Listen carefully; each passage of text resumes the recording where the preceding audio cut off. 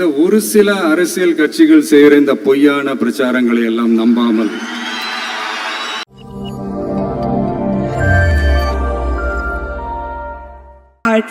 அனைவரும் எழுந்து நிற்குமாறு பணிவன்புடன் கேட்டுக்கொள்கிறோம்.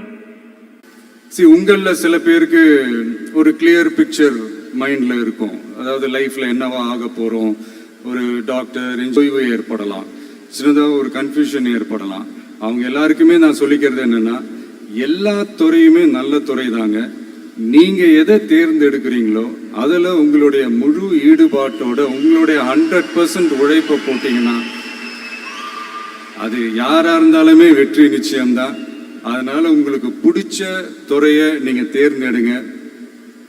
உங்க அதுல இருக்கிற ஆப்ஷன்ஸ் எல்லாம் ஃபர்ஸ்ட் தெரிஞ்சுக்கோங்க. உங்க பேரண்ட்ஸ் கிட்ட டிஸ்கஸ் பண்ணுங்க, உங்க ஸ்கூல் டீச்சர்ஸ் கிட்ட டிஸ்கஸ் பண்ணுங்க.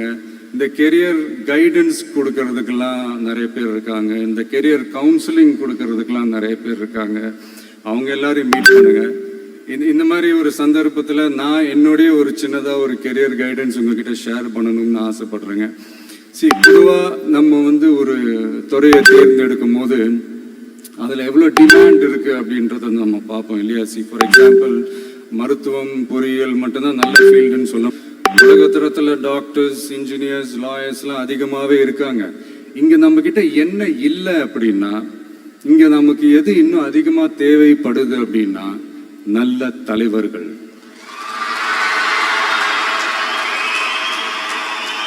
நான் தலைவர்கள்னு சொன்னது வெறும் அரசியல் ரீதியா மட்டும் சொல்லல. இப்போ நீங்க ஒரு துறைக்கு போறீங்க, அதுல நீங்க சிறந்து விளங்குனீங்கன்னா அந்த ஒரு தலைமை இடத்துக்கு உங்களால ஈஸியா வர முடியும். அதைத்தான் நான் சொன்னேன், இன்னும் நமக்கு நிறைய தலைவர்கள் தேவைப்படுறாங்க அப்படின்ட்டு. அது மட்டும் இல்ல, ஃபியூச்சர்ல அரசியலும் ஏன் ஒரு கெரியர் ஆப்ஷனா வரக்கூடாது, அப்படி வரணும்ன்றது என்னுடைய விருப்பம். நல்லா படிச்சவங்க அரசியலுக்கு வரணுமா வேண்டாமா? உங்களை தான் கேட்கிறேன். நல்லா படிச்சவங்க அரசியலுக்கு வரணுமா வேண்டாமா?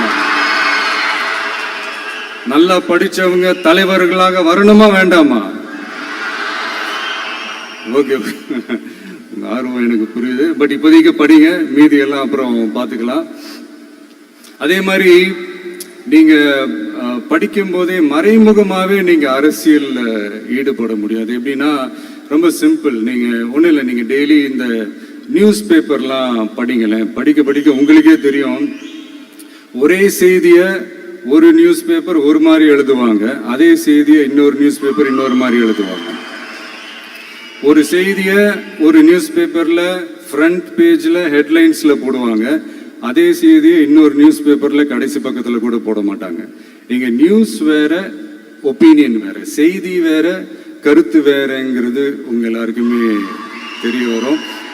இப்பெல்லாம் பார்த்தீங்கன்னா நிறைய இந்த மெயின் ஸ்ட்ரீம் மீடியாவுக்கு ஈக்குவலாக நிறைய இந்த சோஷியல் மீடியா சேனல்ஸ்லாம் இந்த நல்லது கெட்டதுன்னு இந்த ஒப்பீனியன்லாம் கிரியேட் பண்ணுறாங்கல்ல.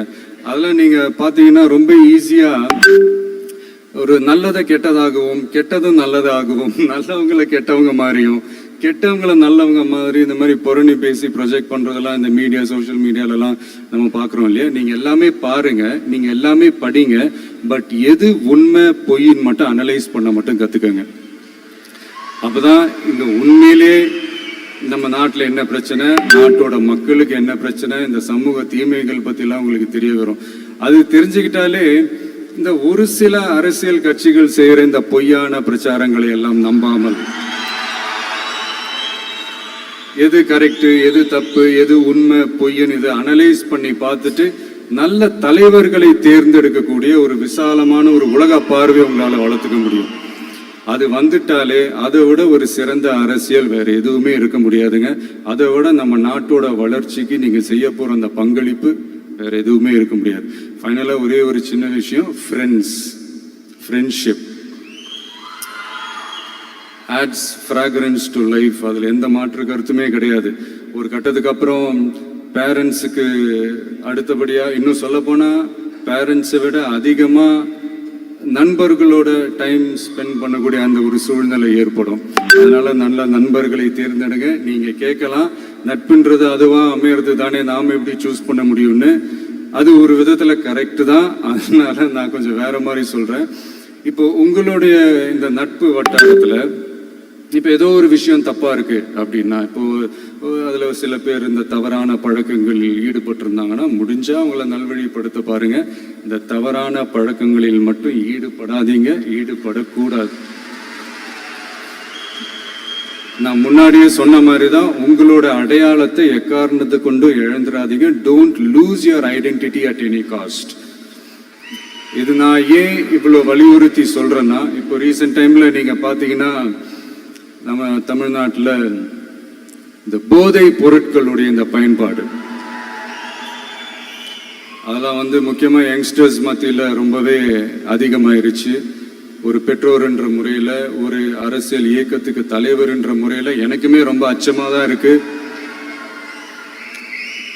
சொல்லலாம் இப்போ வந்து இந்த போதை பொருட்கள்லாம் இதெல்லாம் கண்ட்ரோல் பண்றது அரசோட கடமை. இதெல்லாம் வந்து யங்ஸ்டர்ஸ் இதிலிருந்து காப்பாத்துறதெல்லாம் அரசுங்களோட கடமை. இப்போ ஆளும் அரசு அதெல்லாம் தவற விட்டுட்டாங்க அப்படின்றத பற்றிலாம் நான் இங்கே பேச வரல. அதுக்கான மேடையும் இது இல்லை. நான் என்ன சொல்ல வரேன்னா, சில நேரத்தில் அரசாங்கத்தை விட நம்ம லைஃப்பை நம்ம தான் பார்த்துக்கணும், நம்மளுடைய சேஃப்டியை நம்ம தான் பார்த்துக்கணும். ஸோ உங்களுடைய செல்ஃப் கண்ட்ரோல், உங்களுடைய செல்ஃப் டிசிப்ளின் அது மட்டுமே வளர்த்துக்கோங்க. Say no to temporary pleasures, say no to drugs. எனக்காக இது ஒரே ஒரு வாட்டி ரிப்பீட் பண்றீங்களா? Say no to temporary pleasures, say no to drugs. இன்னும் ஒரே ஒரு வாட்டி please. Say no to temporary pleasures, say no to drugs. Thank you. இந்த உறுதிமொழியை நீங்க எல்லாரும் எடுக்கணும்ட்டு நான் ரொம்ப தாழ்மையுடன் கேட்டுக்கிறேன். மற்றபடி வேற ஒன்றும் இல்லை. இந்த தேர்வில் தேர்ச்சி பெற முடியாதவங்க, நினைச்ச மாதிரி மார்க்ஸ் எடுக்க முடியாதவங்க ஒன்றும் லைஃப்ல எதுவும் டிசப்பாயிண்ட் ஆகாதீங்க. வெற்றி தோல்வி ரெண்டுமே ஈக்குவலா பேலன்ஸ் பண்ணி போக கத்துக்கிட்டாலே போதும். தோல்வி நம்ம கிட்ட வர்றதுக்கே பயப்படும். Success is never ending, failure is never final. So இது மட்டும் புரிஞ்சுக்கோங்க. நான் 3ஆம் தேதி மீட் பண்ண போற அந்த செட் ஆஃப் ஸ்டூடெண்ட்ஸ் அண்ட் பேரண்ட்ஸுக்கும் சேர்த்து தான் இன்னைக்கு வந்து நான் பேசுறேன். ஏன்னா மறுபடியும் இந்த மாதிரி அட்வைஸ் பண்ணி அவங்கள நான் போர் அடிக்க விரும்பல. ஏன்னா ஜென்ரலாகவே தெரியும் அட்வைஸ் பண்ணவங்க எல்லாருக்கும் பிடிக்காதுன்னு. ஏன்னா நானும் அப்படிதான். அதனால ஸோ அன்னைக்கு வந்து டைரக்டாக நம்ம வந்து ஸ்டூடெண்ட்ஸை கௌரவிக்கிற அந்த நிகழ்ச்சிக்கு நம்ம போயிடலாம். So thank you. மீண்டும் சந்திக்கும் வரை நன்றி, வணக்கம்.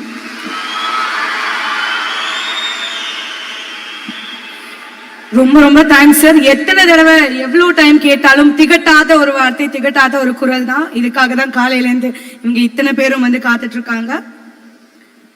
அடுத்ததாக 12ஆம் வகுப்பு பொதுத் தேர்வில் மாநில அளவில் சிறந்த மதிப்பெண் பிடித்த மாணவர்களுக்கு தமிழக வெற்றி கழகத்தின் தலைவர் அவர்கள் பொற்கரங்களால் சான்றிதழ் வழங்கி சால்வை போர்த்தி விழா இப்பொழுது துவக்கமாகிறது.